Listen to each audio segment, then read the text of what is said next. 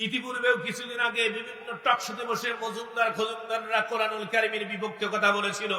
আজকে বলতে চাই, আজকে আসো ঝাউলার বাজারে এসে একটা কথা বলে দেখো, পিঠের চামড়া নিয়ে যাইতে পারবা না, জোরে বলেন ঠিক কিনা? সম্মানিত মহতরম মসজিদ হাজির, অনেক হয়েছে খেল তামাশা, কোরআনুল কারীমের বিপক্ষে অনেক কথা বলেছো। নাস্তিকরা ইতিপূর্বে আপনারা জানেন ভারতের মধ্যে যখন কোরআনুল কারীমের আয়াতকে বাদ দেওয়ার জন্য ষড়যন্ত্র করেছিল, এই বাংলার জমিনের ভিতরে অনেক আলেম ওলামা জীবন পর্যন্ত দেওয়ার জন্য প্রস্তুত ছিল। অনেক আলেম ওলামার মিছিলের মধ্যে 144 জারি করে তাদেরকে জেলখানার ভিতরে আবদ্ধ করা হয়েছিল, জোরে বলেন ঠিক কিনা? ইন্ডিয়ার সেই এজেন্ডাগুলোকে বাস্তবায়ন করবার জন্য এদেশের জালিমরা এরকম করে সহযোগিতা করেছিল, জোরে বলেন ঠিক কিনা? সম্মানিত মহতরম মসজিদ হাজিরিন, কিন্তু নাস্তিকরা দেশ পালাইতে বাধ্য হয়েছে, জোরে বলেন ঠিক কিনা? সম্মানিত মহতরম মসজিদ হাজিরিন, নাস্তিকরা হাজার চেষ্টা চিন্তা চেতনা হাজার করুক না কেন, এ দেশের মধ্যে তাদের কোনো ঠাঁই হবে? মুসলমান তৌহিদি জনতার নাস্তিকদেরকে এই বাংলার জমিনে দেখতে চায় না, কোন ফ্যাসিস্টদেরকে দেখতে চায় না, কোন টেরিজমদেরকে দেখতে চায় না, কোন চাঁদাবাজদেরকে দেখতে চায় না, জোরে বলেন ঠিক কিনা? আবেগে আলপিত কণ্ঠে মস্তক অবনত করে প্রশান্ত চিত্তে কালিমাতুশ শুকর আদায় করার লক্ষ্যে হৃদয়ের সমস্ত শক্তি উজাড় করে, শরীরের সমস্ত সুকুন শক্তি উজাড় করে, যে আল্লাহ রাব্বুল আলামিন সৃষ্টির মাঝে শ্রেষ্ঠ সৃষ্টি মানুষ হিসেবে তৈরি করে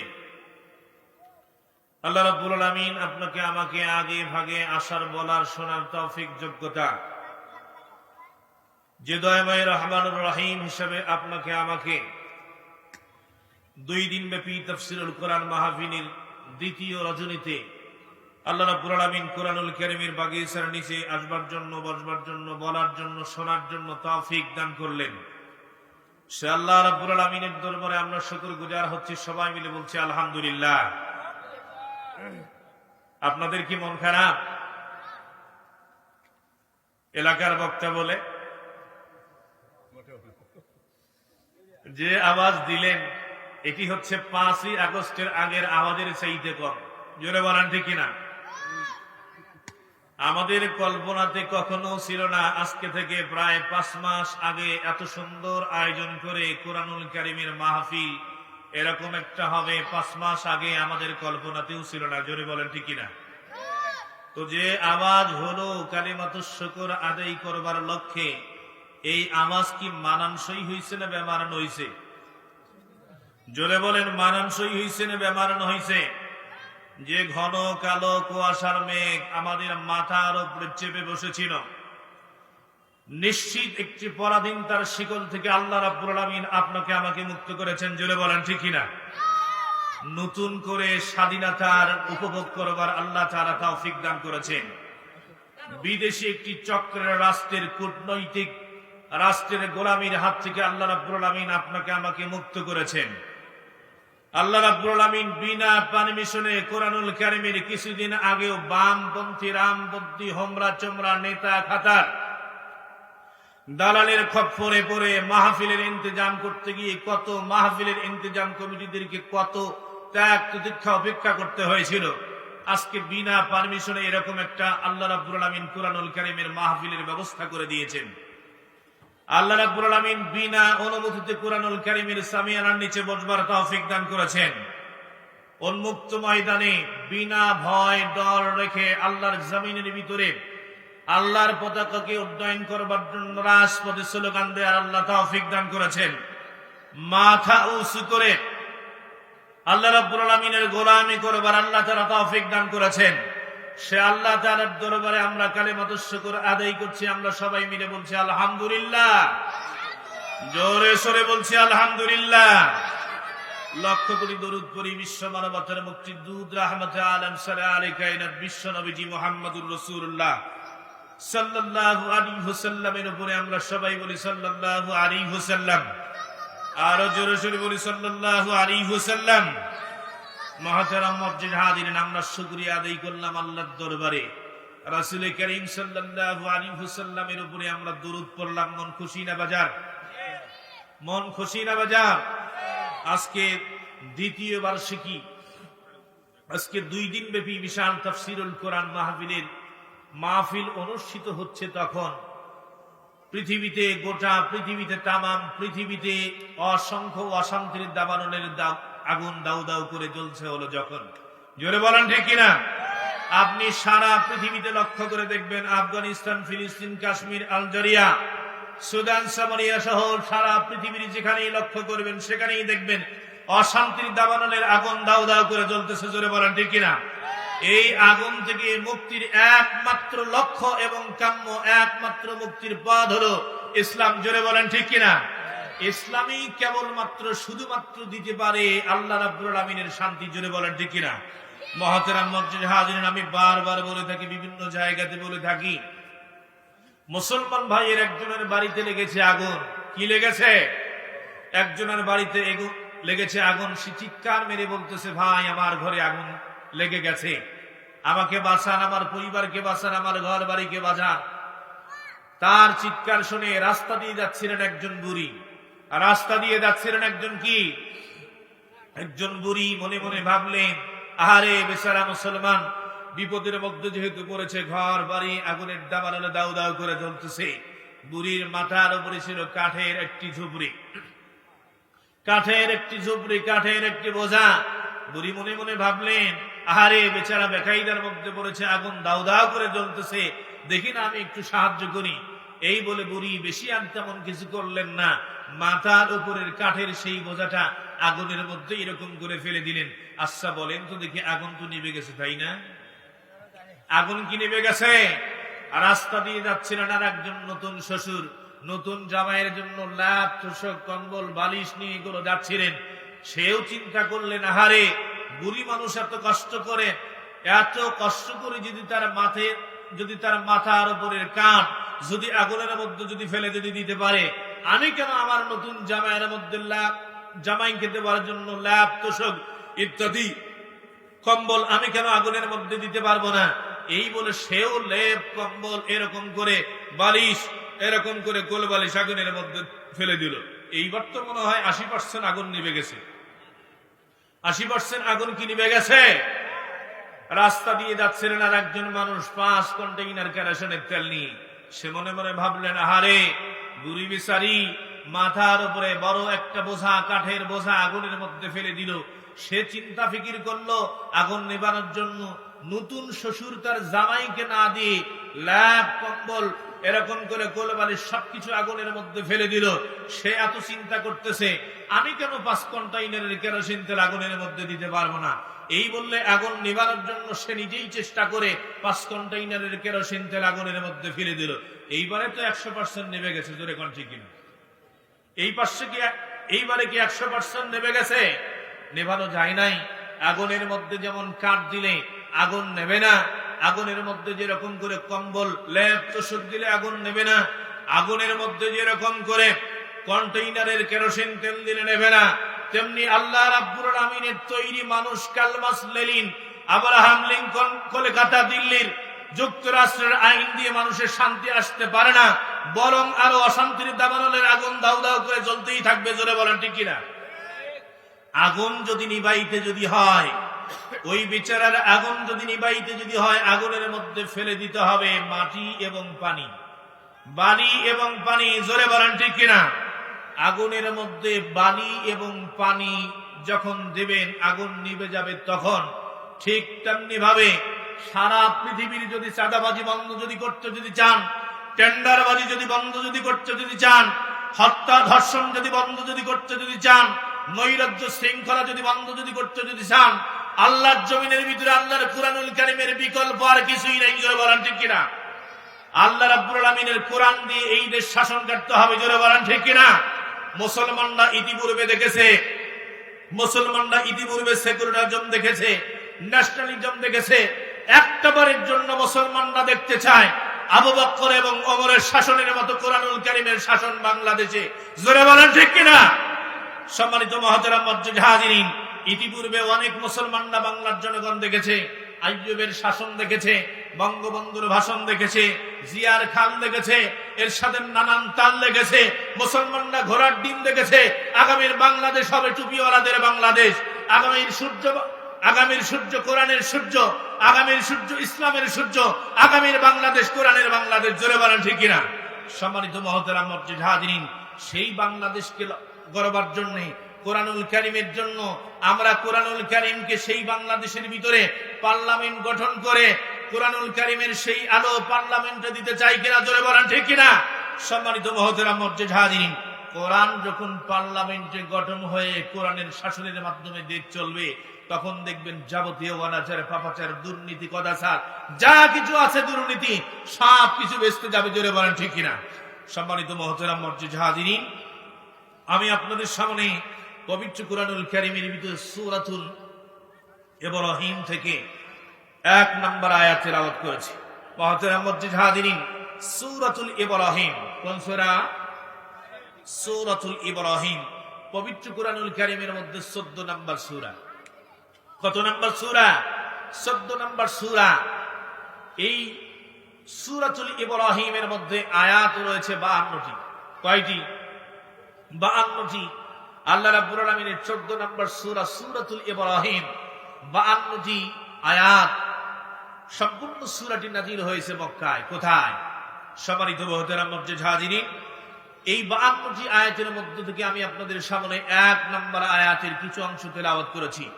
বিশাল হাদিস ভান্ডারের ভিতর থেকে বিশ্ব নবীজি মুহাম্মদ রাসূলুল্লাহ সাল্লাল্লাহু আলাইহি ওয়াসাল্লামের মুখ নিঃসৃত জবান থেকে একটি হাদিস আপনাদের সামনে তুলে ধরেছি। আমি জানি আমার সময় কম, এই জন্য আমি যে আয়াত আমি আপনাদের সামনে উপস্থাপন করেছি এবং হাদিস আপনাদের সামনে তুলে ধরেছি, আমি চেষ্টা করব সেই আয়াত এবং হাদিস থেকে আলোচনা করবার জন্য। আল্লাহ সুবহানাহু ওয়া তাআলা তৌফিক দান করুক, জোরে বলে আমিন। আর জোরে বলে আমিন। সম্মানিত মুহতারাম মুরজিদ হাজিরিন, তাহলে সূরার নাম হচ্ছে ইব্রাহিম। সূরার নাম কি? যারা আছেন জবাব দিতে হবে। সূরার নাম কি? ইব্রাহিম। ইব্রাহিম আলাইহিস সালাতু ওয়াস সালামের পরিচয়। ইব্রাহিম মুসলমানদের জাতির পিতা। কিসের পিতা? জোরে বলতে হবে, কিসের পিতা? যিনি আমাদের নাম রেখেছেন মুসলমান। আমাদের নাম মুসলমান রেখেছেন কে? হযরত ইব্রাহিম আলাইহিস সালাতু ওয়াস সালাম। জাতির পিতা আপনি এমনিতেই হয় নাই। আল্লাহ রাব্বুল আলামিন ইব্রাহিম আলাইহিস সালাতু ওয়াস সালামকে জাতির পিতা বানাইছেন।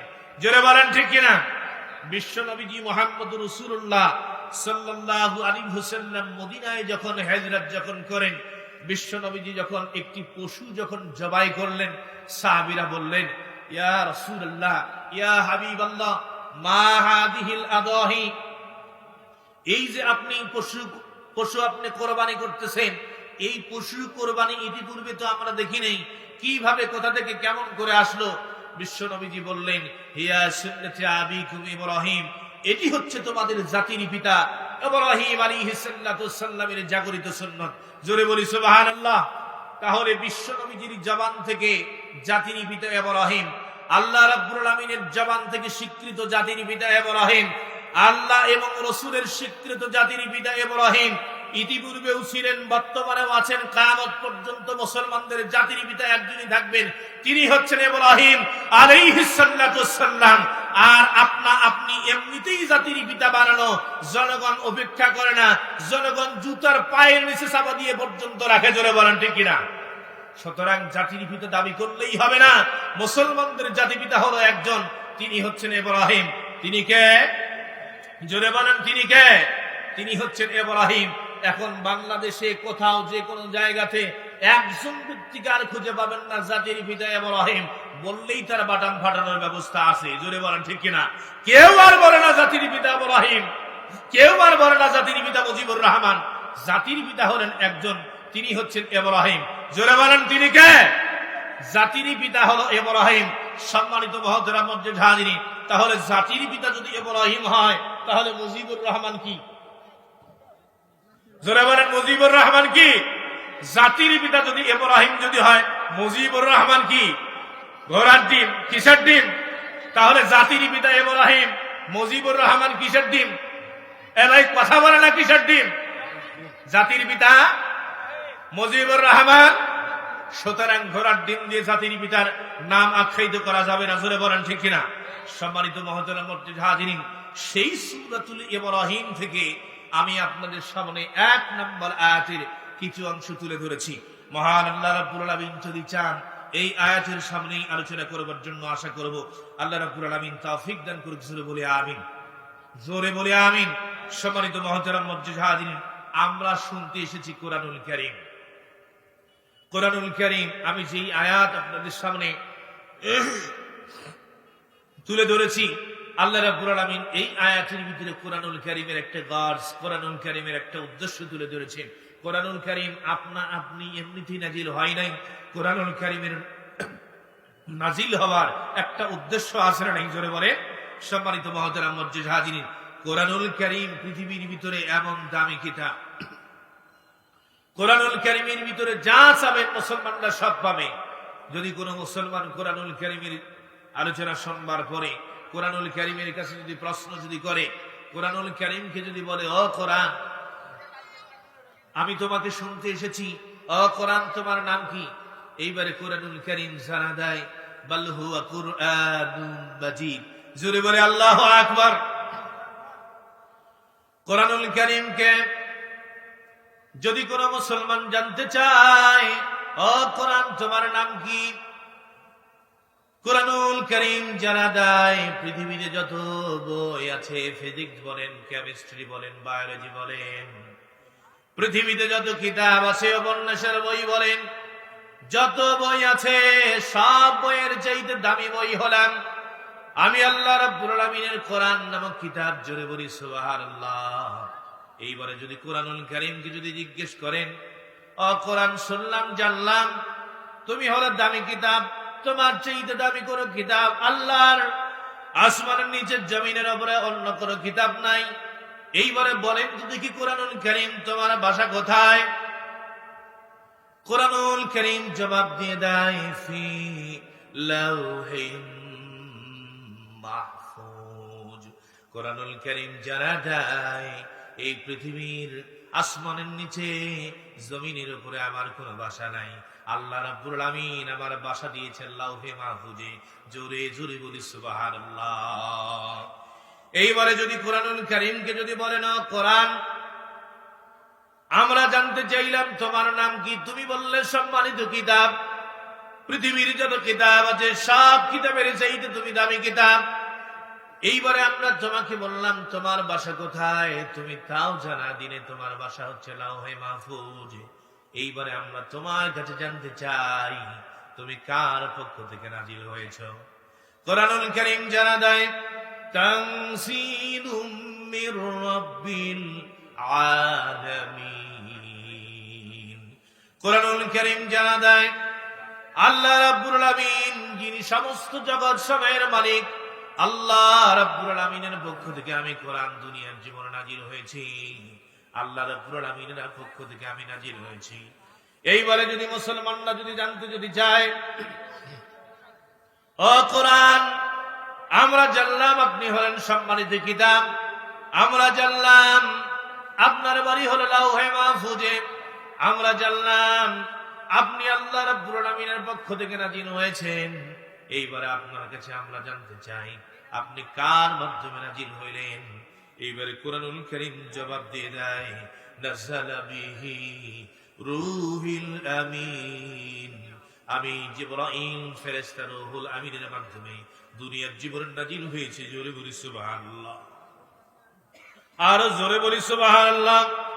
এইবারে যদি বান্দাগণ যদি কোরআনুল কারীমকে যদি জিজ্ঞেস যদি করতে যদি যায়, ও কোরআন, আমরা জানলাম তোমার নাম কি, তোমার ভাষা কোথায়, কার পক্ষ থেকে নাজিল হয়েছে তাও জানলাম, কার মাধ্যমে নাজিল হয়েছে তাও জানলাম। এইবারে আমরা জানতে চাই আপনি কার উপরে নাজিল হয়েছেন? এইবারে কোরআনুল কারীম জানা দেয় আমি মুহাম্মদুর রাসূলুল্লাহ সাল্লাল্লাহু আলাইহি ওয়াসাল্লামের উপরে নাজিল হয়েছি। চিৎকার মেরে বলেন সুবহানাল্লাহ। নুসিলা আলা মুহাম্মদ, আমি মুহাম্মদ সাল্লাল্লাহু আলাইহি ওয়াসাল্লামের উপরে নাজিল হয়েছি। এইবারে যদি কোরআনুল কারীমকে যদি বলেন, ও কোরআন, জানলাম আপনি আখিরি জামানার পয়গম্বর বিশ্ব নবীজি মুহাম্মদুর রাসূলুল্লাহর উপরে নাজিল হয়েছেন। ও কোরআন, তুমি কোন মাসে নাজিল হয়েছো? এইবারে কোরআনুল কারীম জানা দেয় শাহরু রমাদানাল্লাযী উনজিলা ফীহিল قرآن هدى للناس وبينات من الهدى والفرقان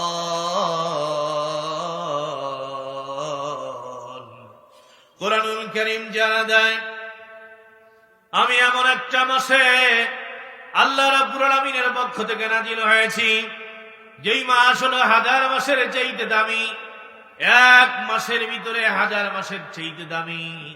যেই মাসে কোনো ব্যক্তি যদি ইবাদত যদি করে 83 বছর 4 মাস ইবাদত করলে যতগুলো সওয়াব হবে তার চাইতে সওয়াব তার আমলনামায় বেশি হবে। জোরে বলি সুবহানাল্লাহ। আমি আল্লাহ রাব্বুল আলামিনের মাস রমজানুল মুবারক মাসের ভিতরে নাজিল হয়েছি। এইবারে কোন মানুষ যদি জানতে যদি চায়, ও কোরআন জানলাম তুমি রমজানুল মুবারক মাসে নাজিল হয়েছ, এইবারে আমরা তোমার কাছে জানতে চাই তুমি কোন রজনীতে কোন দিনে নাজিল হয়েছ। কোরআনুল কারীম জানা দেয় ইন্না আনসালনাহু ফি লাইলাতিল কদর। আল্লাহ রাব্বুল আলামিনের কোরআন জানা দেয় আমি এমন একটা রজনীতে আল্লাহ রাব্বুল আলামিনের পক্ষ থেকে নাজিল হয়েছে যেই মাসটা হলো অনেক দামি, যেই রাত্রিটা হলো অনেক দামি, সম্মানিত রজনীতে আল্লাহ রাব্বুল আলামিনের পক্ষ থেকে আমি নাজিল হয়েছি। জোরে বলি সুবহানাল্লাহ। এইবারে যদি আপনি যদি বলেন, ও কোরআন আমরা আপনার নাম জানলাম, আপনার ভাষা জানলাম, আপনি কার পক্ষ থেকে নাজিল হয়েছেন তাও জানলাম, কার মাধ্যমে নাজিল হয়েছে তাও জানলাম, কার উপরে নাজিল হয়েছে তাও জানলাম, আপনি কোন মাসে নাজিল হয়েছেন তাও জানলাম, কোন রাত্রিবেলা নাজিল হয়েছে তাও জানলাম। ও কোরআন এইবারে তুমি বলো তো দেখি তুমি কার জন্য হেদায়েত, কার জন্য আপনি গাইডলাইন। কোরআনুল কারীম জানা দেয় আমি আল্লাহ রাব্বুল আলামিনের পক্ষ থেকে নাজিল হয়েছি হুদাল লিল আলামিন। আমি তাম পৃথিবীর হিন্দু, খ্রিস্টান, বৌদ্ধ, নাসারা, পৃথিবীতে যত জাতি আছে সব জাতির জন্য আল্লাহ রাব্বুল আলামিনের পক্ষ থেকে হেদায়েতের পয়গাম। জোরে বলি সুবহানাল্লাহ, আর জোরে বলি সুবহানাল্লাহ। এইবারে যদি কোরআনুল কারীমকে যদি বলেন, স্পেশালি যদি বলেন, ও কোরআন তুমি বিশেষ করে কার জন্য গাইডলাইন, কোরআনুল কারীম জানা দেয় হুদাল লিল মুত্তাকিন। কোরআনুল কারীম জানা দেয় আমি কেবলমাত্র শুধুমাত্র মুত্তাকিন যারা, যা ইমানের বনিয়ারে বনিয়ার আল্লাহ রাব্বুল আলামিনকে সদা সর্বদা ভয় করে, ওই সমস্ত মুত্তাকিনদের জন্য আমি হেদায়েতের পয়গাম। জোরে বলি সুবহানাল্লাহ। কোরআনুল কারীম যারা দেয় মুত্তাকি যারা, আমি আল্লাহ রাব্বুল আলামিনের পক্ষ থেকে তাদের জন্য হেদায়েত। এইবারে যদি বলেন কোরআনুল কারীম তোমার উদ্দেশ্য কি, কেন তুমি নাজিল হয়েছ, আল্লাহ রাব্বুল আলামিন তোমাকে কেন নাজিল করেছেন, এইবারে তুমি তোমার উদ্দেশ্যের কথা বলো। কোরআনুল কারীম জানা দেয় সূরাতুল ইব্রাহিম 1 নম্বর আয়াতের ভিতরে আল্লাহ রাব্বুল আলামিনের কোরআন জানা দেয় কিতাবুন আনসালনাহু ইলাইকা লিতুখরিজান নাসা মিনাজ যুলুমাতি ইলান নূর।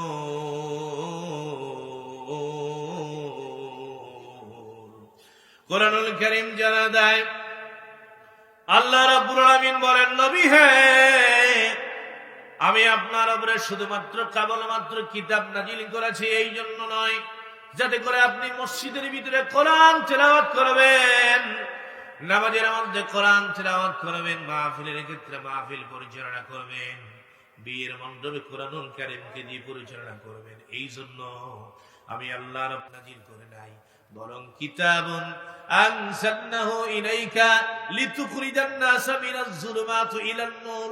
যে মানুষগুলি জাহান্নামের, যে মানুষগুলি জান্নাতের পথ থেকে জাহান্নামের দিকে চলে যায়, হেদায়েতের পথ থেকে অন্ধকারের দিকে চলে যায়, যে মানুষগুলি বাতিলের পথ থেকে, যেই মানুষগুলো আলোর পথ থেকে বাতিলের দিকে চলে যায়, ওই সমস্ত মানুষদেরকে কোরআনুল কারীমের আলো দেখিয়ে দেখিয়ে জান্নাতের দিকে নিয়ে যাওয়ার জন্য বিশ্ব নবীজির উপরে কোরআন নাজিল করেছেন কে?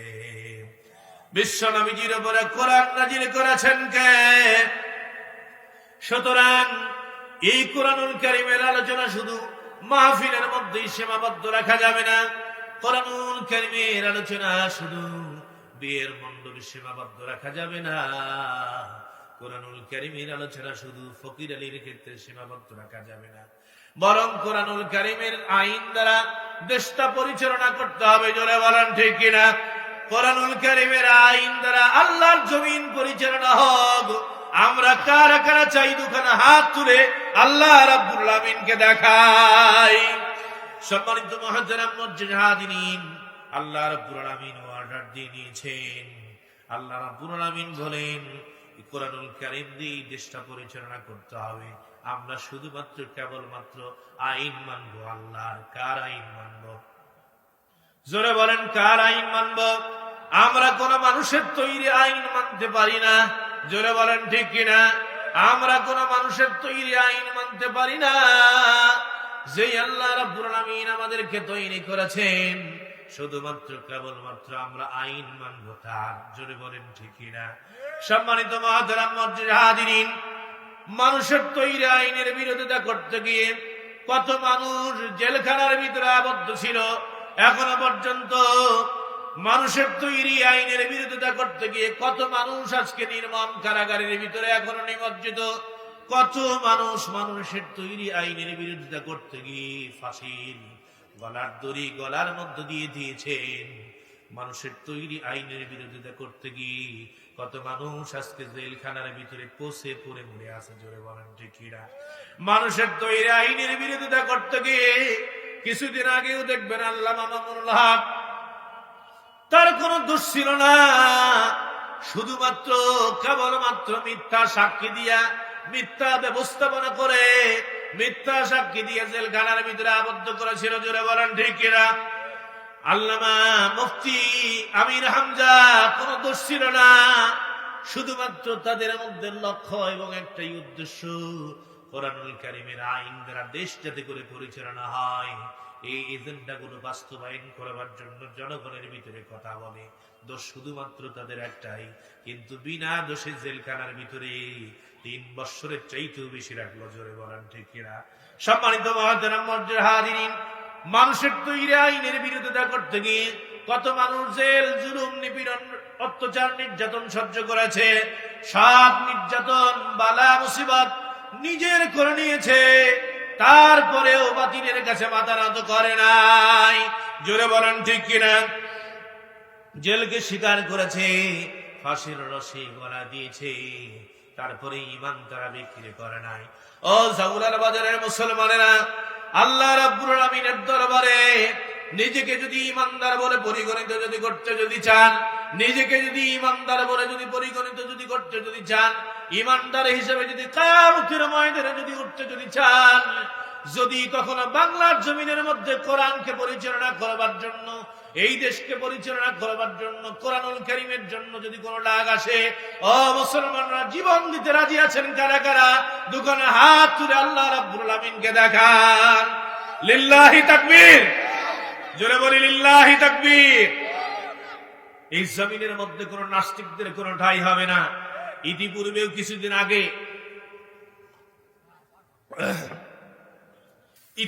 কিছুদিন আগে বিভিন্ন টকশোতে বসে মজুমদার খজুমদাররা কোরআনুল কারীমের বিপক্ষে কথা বলেছিল। আজকে বলতে চাই, আজকে আসো ঝাউলার বাজারে এসে একটা কথা বলে দেখো, পিঠের চামড়া নিয়ে যাইতে পারবা না। জোরে বলেন ঠিক কিনা? সম্মানিত মুহতারাম মুজাহিদিন, অনেক হয়েছে খেল তামাশা, কোরআনুল কারীমের বিপক্ষে অনেক কথা বলেছো।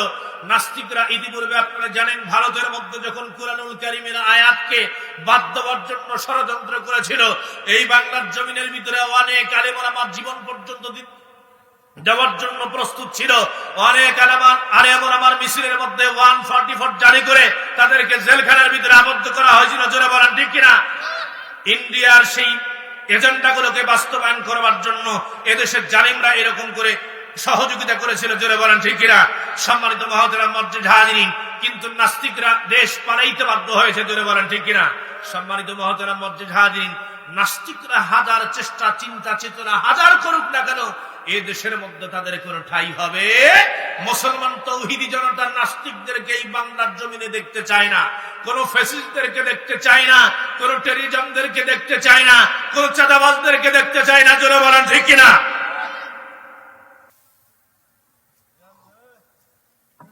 নাস্তিকতা নিফাত জাগ, দিন ইসলাম জিন্দাবাদ, কোটি প্রাণে একই আওয়াজ। খোদাদ্রোহী ছাড় পাবে না, এই বাংলায় ঠাঁই হবে না, মুসলমানরা জেগেছে আজ। নাস্তিকতা নিফাত জাগ, দিন ইসলাম জিন্দাবাদ, কোটি প্রাণে একই আওয়াজ। খোদাদ্রোহী ছাড় পাবে না, এই বাংলায় ঠাঁই হবে না, মুসলমানরা জেগেছে আজ। জোর কদমে সামনে চলো, ভদ্রকণ্ঠে আওয়াজ তোলো, সবাই মিলে একই দলে দাও না স্লোগান, নারায়ে তাকবীর, নারায়ে তাকবীর। দ্বীন ইসলাম, দ্বীন ইসলাম, আল কোরআনের আলো, ঘরে ঘরে জালো, আর কোরআনের আলো, আল হাদিসের আলো। ও ইসলামেরই জন্ম দেশের হয়েছে জন্ম, ইসলামের বিরুদ্ধে গেলে দেশ হবে ভিন্ন। ইসলামেরই জন্ম দেশের হয়েছে জন্ম, ইসলামের বিরুদ্ধে গেলে দেশ হবে ভিন্ন। জোরে বলেন ঠিক কিনা? ইসলামেরই জন্ম দেশের হয়েছে জন্ম, ইসলামের বিরুদ্ধে গেলে দেশ হবে ভিন্ন।